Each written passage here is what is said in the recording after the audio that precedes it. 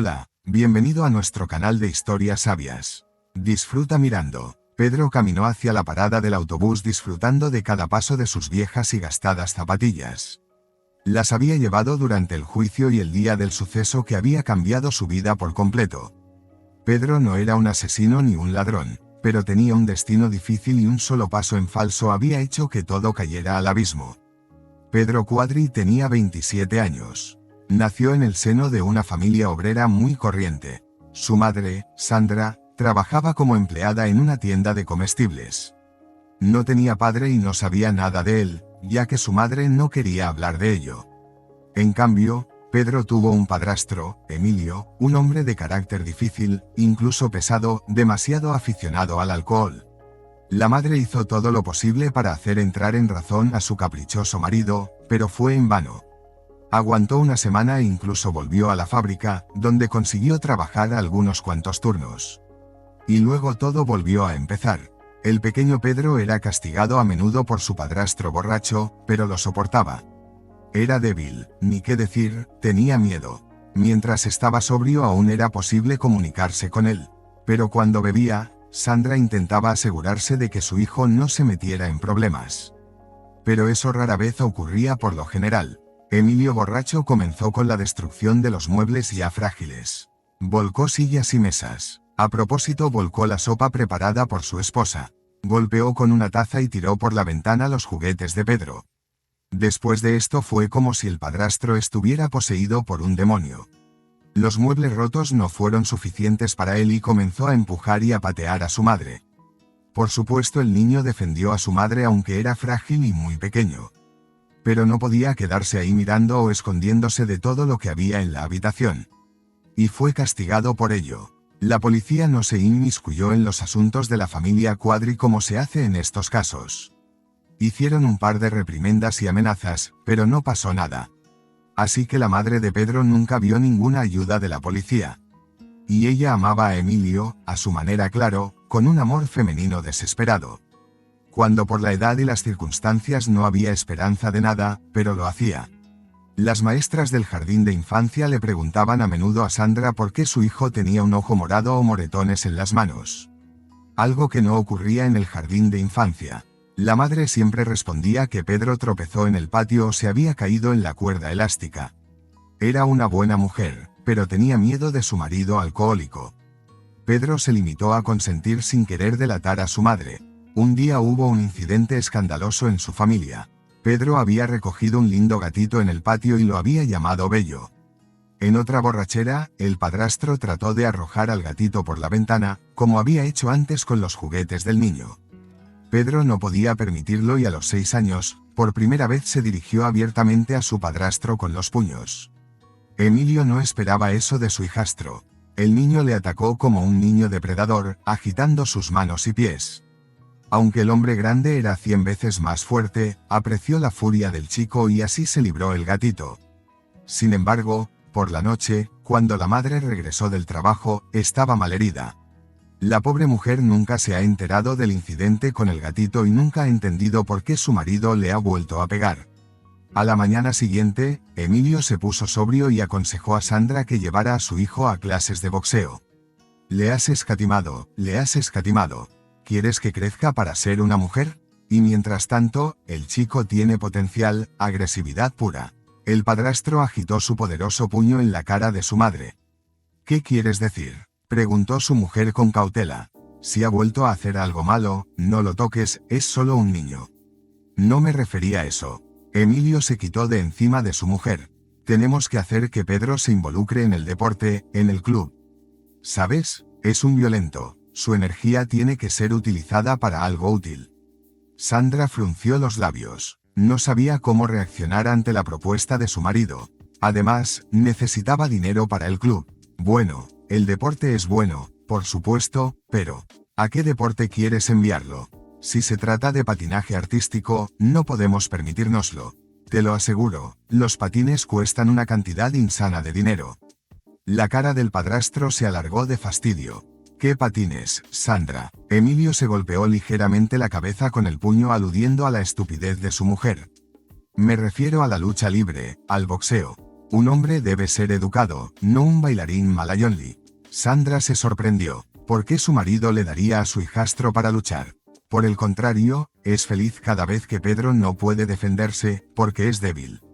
Aunque hace tiempo que se dio cuenta que Emilio sobrio y Emilio borracho son dos personas completamente diferentes.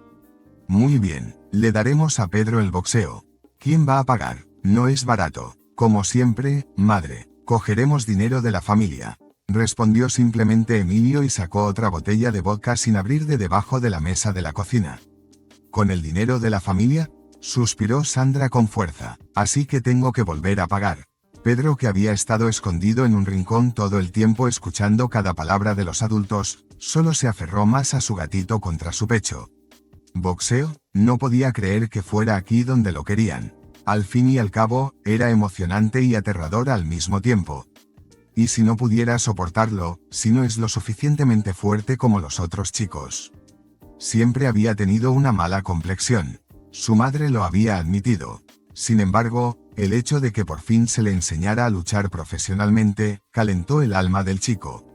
Al día siguiente, era el día libre de su madre, quien llevó a Pedro a la escuela deportiva situada a un par de manzanas de su casa. El pequeño edificio de ladrillo era viejo, pero Pedro pensó que podría resistir cualquier cosa. La sección de lucha libre estaba en el sótano. Cuando Pedro vio a los otros chicos haciendo sparring, se emocionó. De niño, no tenía ni idea de lo que hacían, pero los rápidos movimientos de los luchadores le fascinaban. Y su torpe precisión hacía que su pequeño corazón se apretara dulcemente. Se aferró tenazmente a la mano de su madre, lo que fue notado por el entrenador del club, Javier Larras. Ah, han traído al nuevo luchador. ¿Por qué te aferras tanto a la mano de tu hijo como si estuviera a punto de ser arrastrado? El entrenador se rió. El duro y severo tío Javier asustó un poco a la madre, pero solo al principio. Más tarde incluso se alegró de que su hijo tuviera a alguien como el señor Larras. Pedro necesitaba urgentemente un modelo masculino normal. No podía encontrar un hombre mejor para Pedro que el entrenador. Te he traído a mi hijo, comenzó titubeando. Mi marido dijo que deberíamos iniciar al niño en algún deporte lo antes posible. El entrenador miró críticamente al flaco Pedro y luego miró a Sandra. No había nada bueno en sus ojos. ¿Por qué no lo trajo su padre? Había sido mejor discutir todo. Está trabajando, está de turno en la fábrica, mintió la madre de Pedro sonrojada como un tomate. ¿Qué hay que discutir? El chico quiere luchar, defender a su país. ¿La patria? Miró incrédulo a Pedro y luego le preguntó al niño. ¿Puedes hacer al menos 10 flexiones para empezar? Claro que sí, gritó el chico con alegría. Muéstrame, dijo el entrenador con una mirada seria. El niño soltó inmediatamente la mano de su madre y se lanzó a la colchoneta con la intención de demostrar todo lo que podía. En ese momento Javier se llevó a la madre del muchacho a un lado y le preguntó en voz baja. ¿Estás segura de que quieres que tu hijo boxee específicamente? No me malinterpretes. Me lo llevaré, pero es demasiado insignificante para ti. Sandra se limitó a suspirar. Mira, entiendo que mi hijo no sea un boxeador nato, pero... ¿podrías al menos intentar entrenarlo? Estará mejor si lo mantienes ocupado y le sería útil de adulto. ¿Y el padre del chico? ¿No quiere entrenarlo? ¿O tal vez no tiene tiempo? Preguntó el entrenador. Mi marido, tenemos una situación difícil en casa en este momento, intentó explicar Sandra. Javier miró a la madre de Pedro algunos minutos antes de que la comprensión apareciera en sus ojos. Bueno, vamos a ver qué podemos hacer con tu chico, y tal vez haga algo bueno. Durante todo ese tiempo el entrenador Larraz no se dio cuenta de que la madre observaba a su hijo. El chico, que había empezado alegremente, estaba agotado al 6º ejercicio, y ahora estaba sentado sudando y temblando por la tensión de sus magros músculos. No está mal, intentó animarle el hombre. Pero tienes que entrenar más y comer mejor, así ganarás masa muscular, que es indispensable en la lucha libre. El niño asintió ligeramente y sonrió. Su corazón latía como una bestia. Sus mejillas estaban enrojecidas por el desacostumbrado atletismo.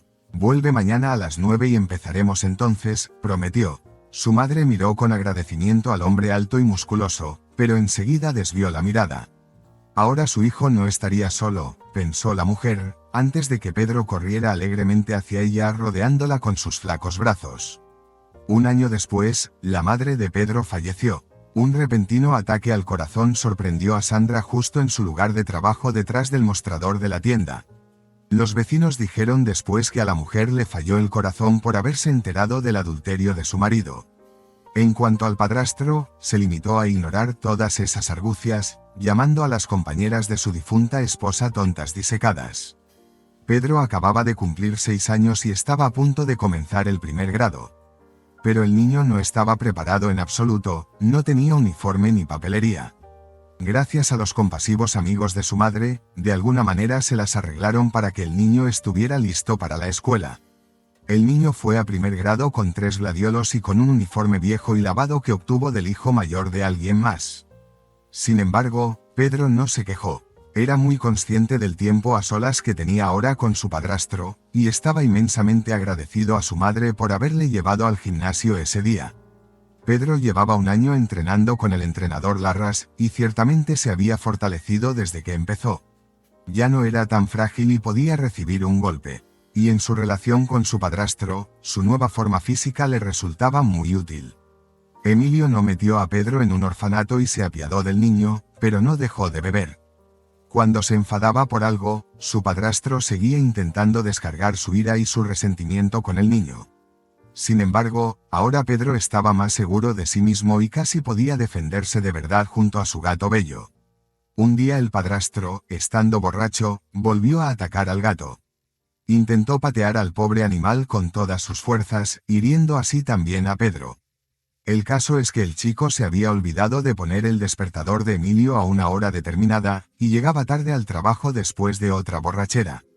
El padrastro se emborrachó aún más y decidió vengarse de su hijastro a través del gatito. Perra con pulgas. El borracho se revolvió en un ataque de rabia, arrastrándose, siempre pidiendo comida. ¿De quién es el dinero con que comes? Mi dinero. Come con el dinero que obtenemos de las beneficencias, dijo Pedro, que acababa de correr directamente del pasillo a la cocina. Acababa de volver de un entrenamiento. Este mes no has traído nada de dinero a la casa. Emilio, te lo bebes todo. El niño arrebató el gato de debajo de los pies de su padrastro y lo lanzó al pasillo dando un portazo. El animal estaba a salvo y emitió un maullido de agradecimiento. La cara del padrastro se puso roja en un instante. ¿Qué estás balbuceando, pequeño cachorro? El borracho se levantó y golpeó con su puño cuadrado al hijastro. Pedro, sin embargo, estaba preparado. Con un movimiento brusco, ignorando los amenazantes brazos extendidos de su padrastro, el muchacho levantó su propio puño y le dio a Emilio un golpe bien colocado en la mandíbula. Esto es por mi madre y por Bello, dijo el chico con furia. Una cosa más, no vuelvas a golpear a mi gato cuando no estoy en casa. Si lo veo, será peor y no volverás a tocarme. A pesar de su odio hacia Emilio, Pedro había intentado conservar los restos de cortesía. La educación de su madre no había sido en vano. Sin embargo, humillar y levantar una mano contra él o su mascota no lo permitiría más mientras viviera en esta casa. Cuando crezca, tomaré a Bello y me mudaré de tu casa, le dijo el niño por última vez. Y podrás vivir aquí como quieras. El padrastro se exprimió frotándose la mandíbula maullada. Pequeño gambero, debería haberte metido en un orfanato. Te habrían enseñado algo de sentido común. Mierda, he tenido que decirle a tu madre que te apunte a boxeo. No, Pedro se limitó a sonreír. ¿Crees que porque soy niño no sé nada? ¿Crees que no sé que no me dejaste por el amor de tus padres? Te pagan por mí como hijo adoptivo. Si me hubieras entregado a un orfanato, entonces ahora no tendrías nada que beber. Con estas palabras, el chico salió de la cocina, cogió a su gato y se encerró en su habitación. El tiempo pasó. Pedro tenía ahora 17 años y se preparaba para su graduación. Para entonces, Cuadri se había convertido en un joven prometedor boxeador de la liga juvenil. Pedro se convirtió en un muchacho fuerte, de hombros anchos y seguro de sí mismo, y siguió entrenando, ganando cada vez más premios para su escuela deportiva y para la colección de su entrenador. Con los años, Javier se ha convertido en un padre para Pedro.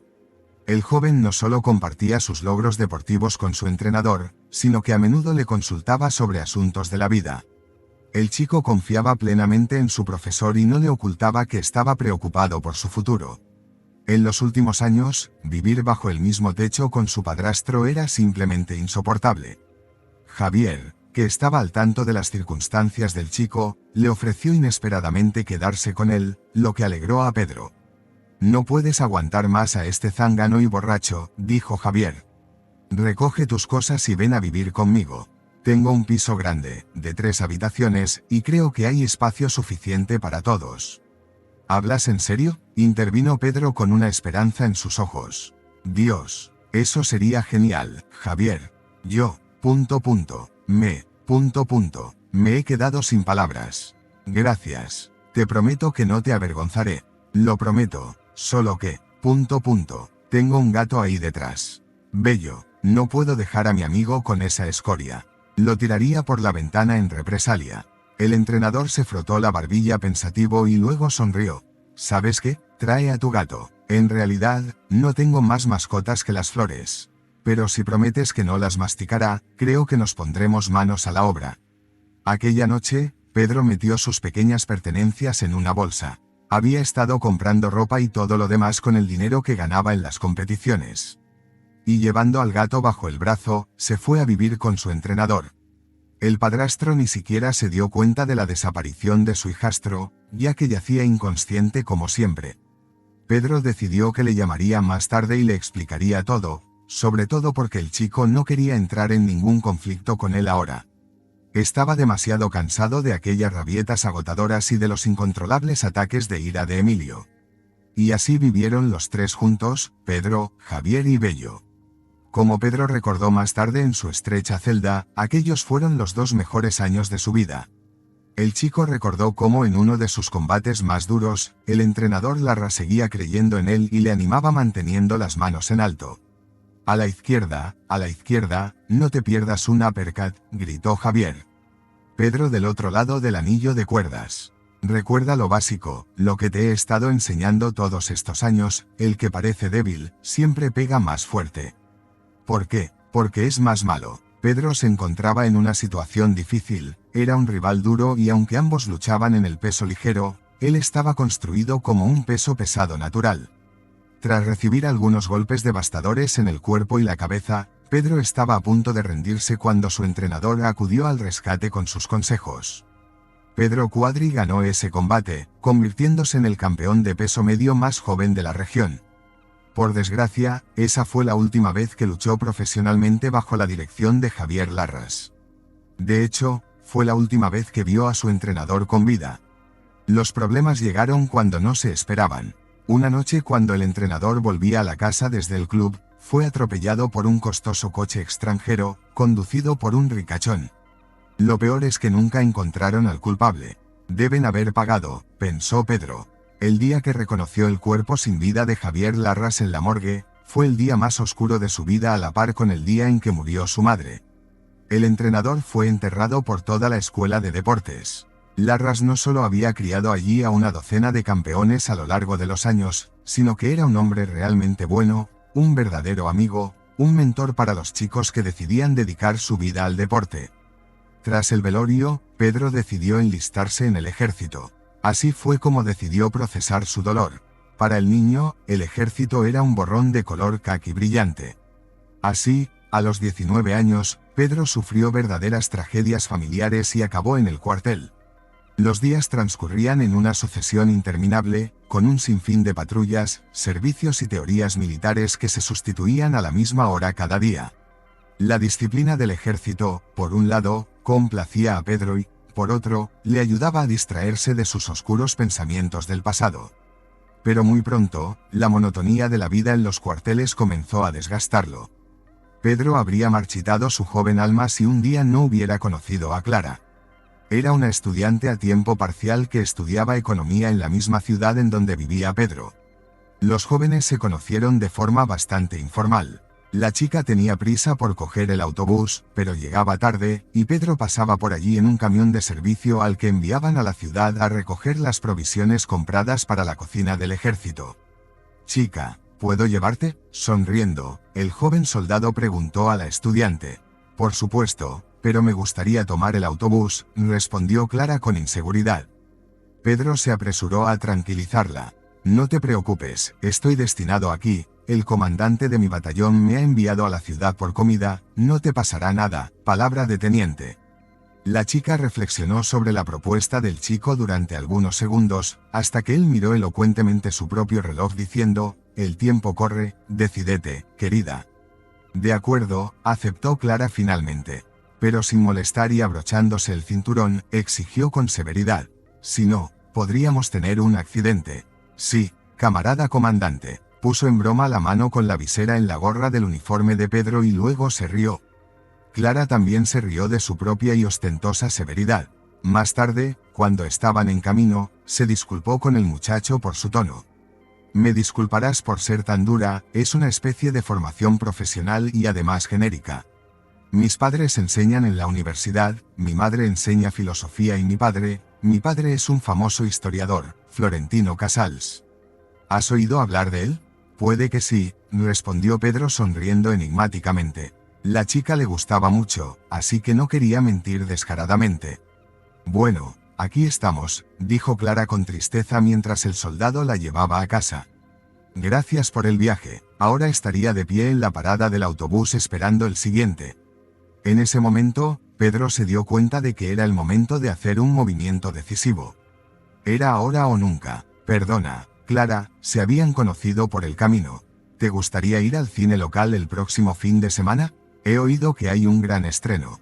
¿Podríamos verlo juntos y discutir con un café y un helado después?» Clara fingió pensarlo, aunque en realidad le alegró la propuesta de un joven militar, quizá un futuro coronel. Era el tipo de chica a la que le gustaba sentirse apreciada.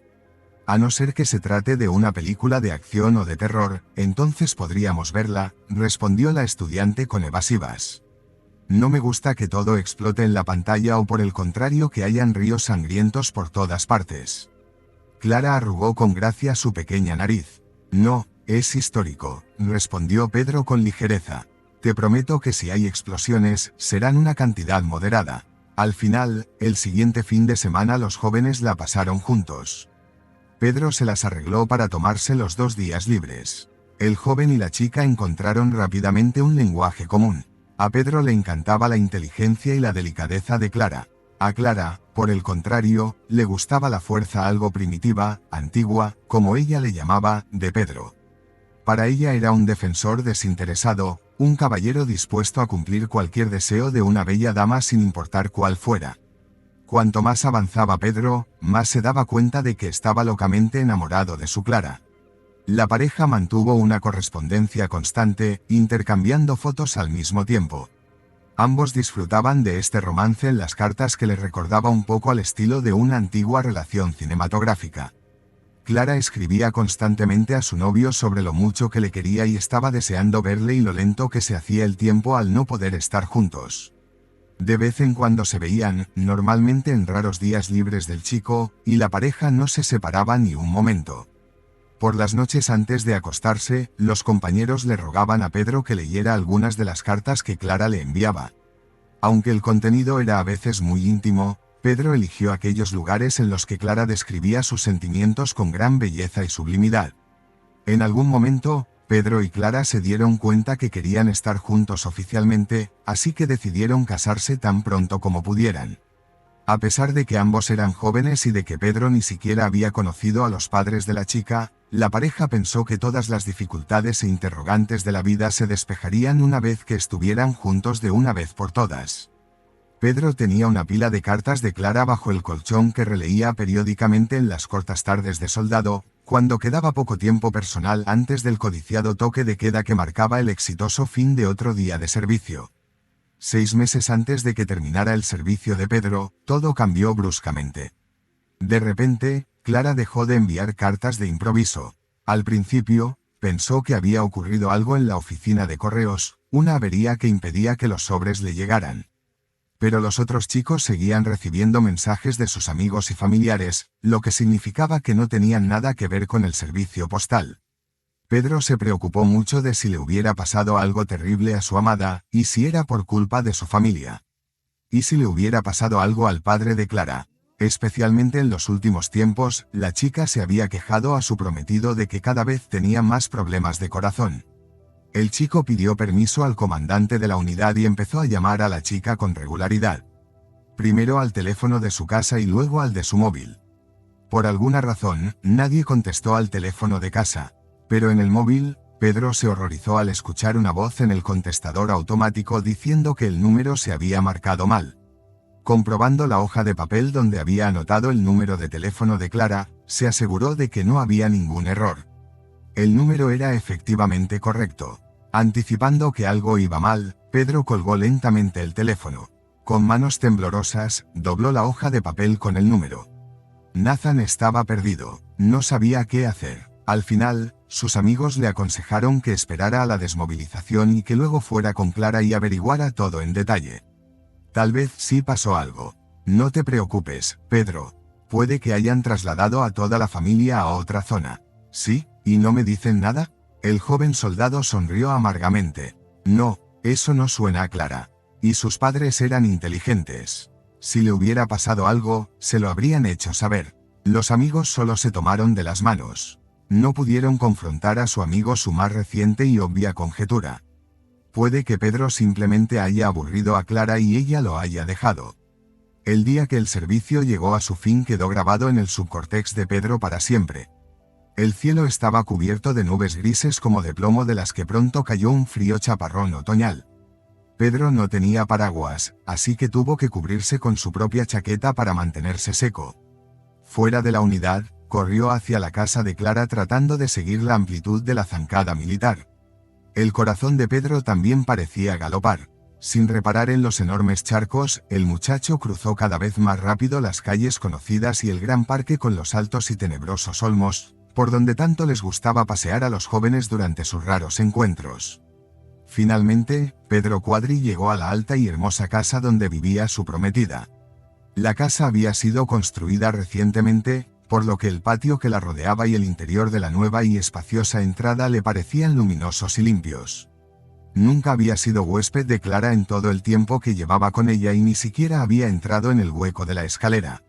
La chica explicaba que sus padres eran muy estrictos y conservadores y si veían a su hija con un nombre extraño podrían ponerla fácilmente bajo arresto domiciliario.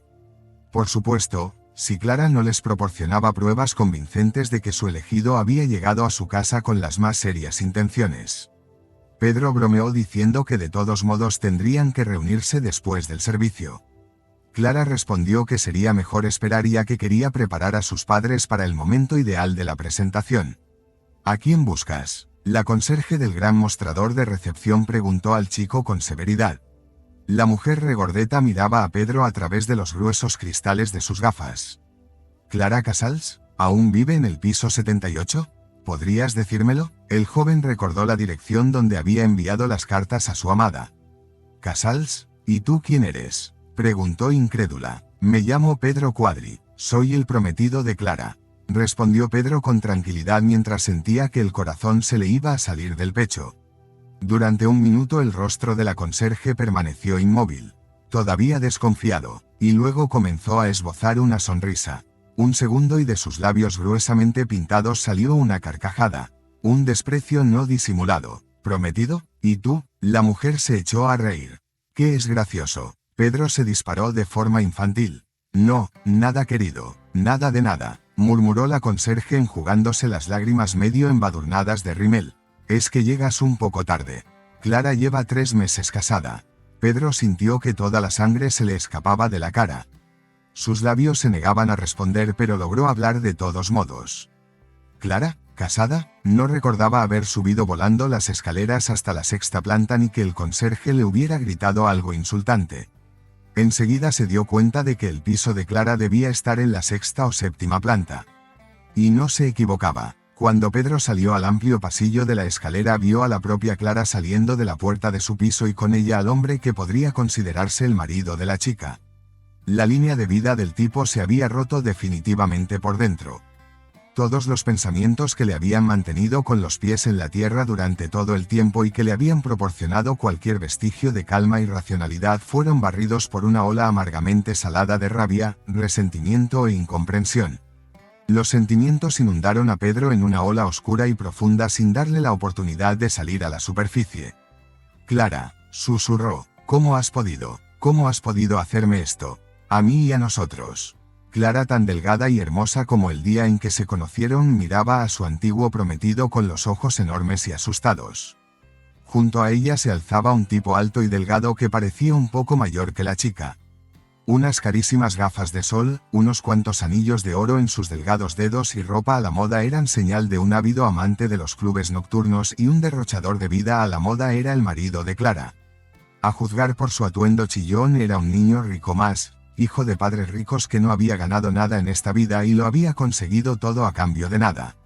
El hombre miró a Pedro y luego a Clara con desconcierto. Cariño, miró a su mujer interrogante.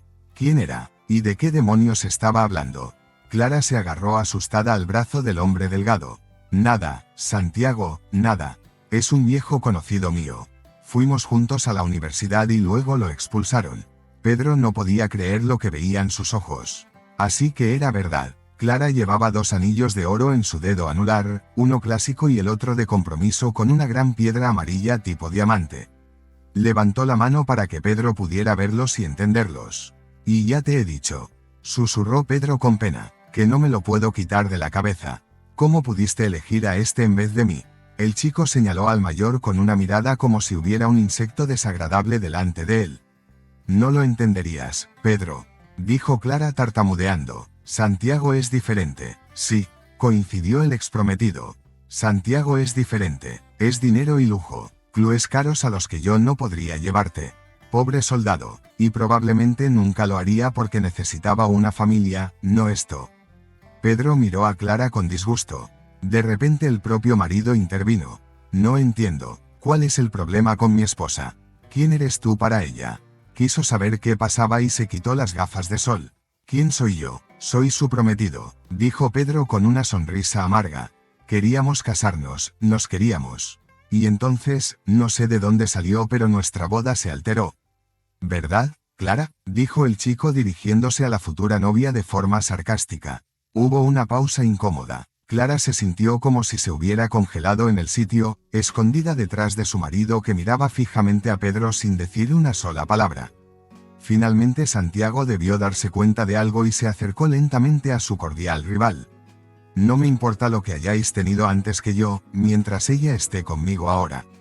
Comenzó diciendo con desprecio. ¿Entiendes? Estamos casados, deletreó el mayor, mientras estabas en tu espantoso cuartel. ¿Pensaste alguna vez en lo que podrías darle? Viajes al extranjero, joyas caras, yates y villas. No tienes dinero para eso. No hace falta que sepas lo que puedo darle. Antes de que pudiera darse cuenta, su cuerpo había adoptado su postura habitual de boxeo y sus puños estaban bombeando en el aire. Tú y los de tu clase arruinan la vida de la gente buena siempre. Tú eres el bueno, ¿no? Santiago se rió con desprecio. No eres más que un delincuente. No eres más que un soldado. Vete de aquí antes que llamen a seguridad.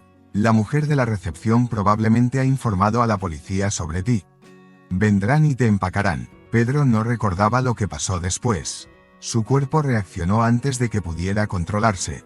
Se abalanzó sobre el flaco Santiago y comenzó a golpearlo indiscriminadamente una vez tras otra, tal como lo había hecho en el ring. A través de un negro velo de rabia, Pedro oyó los gritos de Clara que le suplicaban que dejara de golpear a su repugnante marido. Pedro sintió las fuertes manos de alguien clavándose en él. Era la policía que había sido llamada por la sospechosa conserje. La piel de Pedro fue atravesada por una potente descarga eléctrica. El chico solo recordaba la contracción involuntaria de todos sus músculos y luego la oscuridad total. Pedro Quadri fue condenado a 3 años y medio de prisión con la posibilidad de una prórroga de hasta 10 años si la víctima no sale del coma.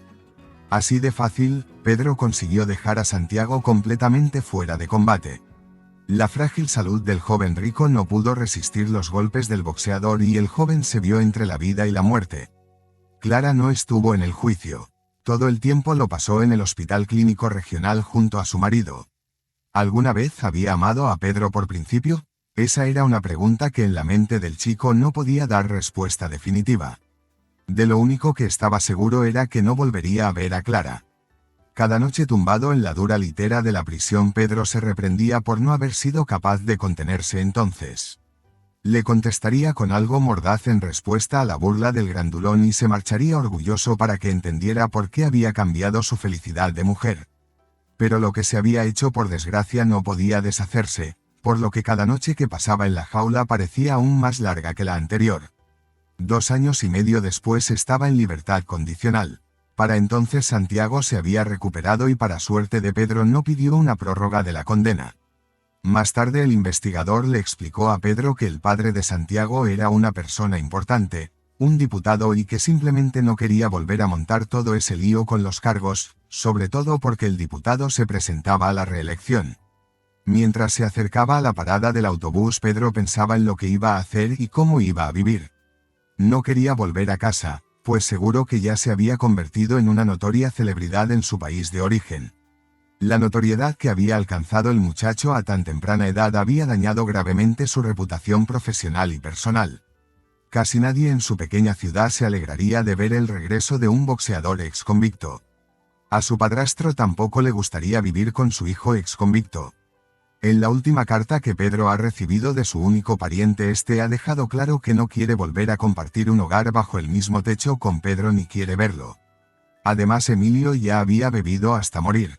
Los vecinos, amigos de la madre fallecida, escribieron a Pedro que el bastardo no le quedaba mucho tiempo de vida. Al menos algunos de los entornos familiares no habían dado la espalda a Pedro, pero el tipo comprendió que ninguno de ellos estaría dispuesto a recibir a un ex convicto en su casa tampoco. Al subir al autobús, Pedro Cuadri tomó una decisión difícil para él, pero como pensó en ese momento la correcta. Estaba pensando en romper por fin con su pasado e intentar empezar una nueva vida, así que no quería vivir en el campo sino en la propia capital. La ciudad recibió a Pedro de forma poco hospitalaria al principio. Pedro tardó mucho tiempo en encontrar un trabajo y eso no fue sorpresa. En cuanto un empleador se enteraba de sus antecedentes penales, Pedro era inmediatamente despedido. Sin embargo, había quienes no solo querían burlarse del ex convicto sino también engañarlo. La primera vez que esto ocurrió fue cuando Pedro consiguió un trabajo en la compañía de taxis de la ciudad. Al principio se alegró mucho. El dinero era bueno y él era un buen conductor, así que el exboxeador no dudó de que pronto aprendería a conducir un taxi. Sin embargo, después de unos cuantos turnos se sintió totalmente decepcionado. Resultó que la mayor parte de la recaudación tuvo que entregarse a los mayores de la brigada y lo que quedó apenas alcanzaba para comprar cereales y leche. Pero acordamos que el 70% de la recaudación sería para el conductor, insistió Pedro. ¿Por qué solo voy a tener el 30%? Eso es puro robo. Deberías estar un poco menos indignado y trabajar más. Tal vez así ganarías algo de dinero, dijo el director en voz baja. ¿Crees que no sé que acabas de salir de la cárcel? Deberías alegrarte de haber conseguido un trabajo convicto. ¿O quieres volver? ¿No has estado entrando y saliendo de la cárcel lo suficiente? Amenazó a Pedro. Al final el pobre dejó el parque móvil con un sueldo miserable y su autoestima cayendo aún más bajo. Por supuesto sabía que en un lugar así no se le trataría. Le tenderían una trampa y ahí se acabaría todo. Y Pedro nunca quiso volver a la zona. La segunda vez la suerte pareció sonreír al chico cuando consiguió un trabajo como almacenista en un gran supermercado. Durante los primeros meses le fue bastante bien hasta que el gerente de la tienda se enteró accidentalmente de que su mejor almacenista había salido recientemente de la cárcel. Esta vez Pedro ocultó prudentemente los antecedentes penales y no pudo imaginar cómo esta información podría salir a la luz de repente. Pero desgraciadamente le despidieron de inmediato, por lo que el tipo ni siquiera tuvo tiempo de explicar nada a la dirección. Pedro alquiló una pequeña habitación en las afueras de la ciudad. Tenía el dinero justo para pagar a la casera Inés Dueñas otro mes de alquiler. El tipo vivía muy pobre pero consiguió mantener su última dignidad y no quedarse sin hogar. Me temo, Inés, que este es mi último mes contigo, dijo Pedro con tristeza dando el dinero a la anciana. ¿Por qué, nieto? ¿Por qué debería ser así? La anciana estaba realmente sorprendida. Ella conocía la historia de Pedro y no lo juzgó. Después de todo tenía derecho a defender su propio honor frente a ese hombre rico. La propia Inés llevaba muchos años viviendo sola. Su único hijo había muerto en un terrible accidente antes de cumplir los 20 años. De alguna manera a Pedro le gustaba la dueña del viejo piso y después de comunicarse con él se apegó a él con el corazón. Cuando se enteró de que su inquilino había sido despedido de nuevo, Inés se limitó a hacer un gesto con la mano. Calmate, Pedro, no tienes que ir a ninguna parte. Quédate aquí, tarde o temprano encontrarás un buen trabajo. Ya verás, habrá gente amable que no mirará tu pasado y no temeré quedarme contigo, pues ya sabes que nuestro barrio no es un barrio acomodado. Le insistió ella envolviéndole con su chal. Pedro se alegró de corazón y le prometió que en cuanto encontrara un trabajo le pagaría inmediatamente su ociosidad forzada. Inés solo sonrió al escuchar las ardientes promesas del joven. No lo acogió por dinero. Le recordaba a su hijo prematuro. Una tarde Pedro volvió de una entrevista de trabajo y vio al perro inmóvil en el aparcamiento. Al acercarse oyó los gemidos del pobre animal. El perro tenía una pata delantera rota. Alguien debió pasarlo por alto y atropellarlo al salir de su plaza de aparcamiento. Ni siquiera lo ayudaron los muy cabrones. El perro era joven, casi un cachorro. Un cruce entre un perro salchicha y un mestizo. El perro tenía unos pequeños ojos negros que se movían constantemente mostrando el blanco y sus orejas de terciopelo se movían con la brisa. El perro estaba nervioso sin saber qué esperar del extraño hombre inclinado sobre su pierna herida. Pedro decidió llevar el perro a su casa. En casa Pedro e Inés consiguieron vendar la pata de su pequeño perrito. Pero al día siguiente lo llevaron al veterinario a pesar de todo. Por suerte no hubo daños en los huesos. El perro tenía un fuerte esguince y un par de magulladuras en el cuerpo, pero resultó ser manejable con los cuidados adecuados y el descanso. La anciana se alegró mucho al saber que su nueva mascota iba a estar bien. Le puso nombre al perro, pero resultó ser una niña. La Casito. Y así vivieron juntos Pedro, la anciana Inés y la Casito. Al cabo de un par de semanas Pedro consiguió 2 trabajos a tiempo parcial como cargador y como vigilante nocturno en una fábrica de celulosa. Por fin había gente a la que no le importaba su pasado. Lo que necesitaban ante todo era un trabajador responsable como lo era Pedro. Un día al volver de su turno en la fábrica Pedro fue testigo de una terrible escena. Cerca de un club nocturno fuera de un elegante coche deportivo rosa de neón 3 hombres grandes intentaban abusar de una chica joven pero completamente borracha. Su corto vestido de lentejuelas doradas estaba peligrosamente subido dejando al descubierto sus bronceados muslos. Uno de los matones jadeaba de forma extraña tratando de agarrar firmemente las piernas de la chica mientras que los otros 2 ya estaban examinando el contenido de su bolso para ver si había llaves del coche en él. Pedro se detuvo dándose cuenta de que la chica era al parecer víctima de los habituales ladrones que acechaban a sus víctimas ebrias a la salida de los locales nocturnos. Pero las intenciones del tercero, el que manoseaba abiertamente a la chica, no le gustaron nada a Pedro. «Oye tú, sí, tú», llamó y asintió cuando por fin se distrajeron de su víctima. «¿Podrías dejar a la chica en paz? ¿No ves que no está de humor para hablar contigo?» El otro, que trataba infructuosamente de encontrar las llaves en el bolso de la chica, sonrió peligrosamente mirando a Pedro. «Chico, será mejor que te vayas de aquí. ¿No ves que los adultos están ocupados?» «Sí, claro», confirmó el portero mientras inmovilizaba la cabeza de la ebria chica contra la pared. «Así es mi mujer y estamos teniendo un momento de pasión. ¿Lo entiendes?» Los 3 se rieron a carcajadas y la chica, evidentemente desesperada por los fuertes sonidos, murmuró algo indistintamente. Pedro sabía que corría un gran riesgo, pero dejar a una chica indefensa y demente a merced de los gorilas nunca se lo perdonaría.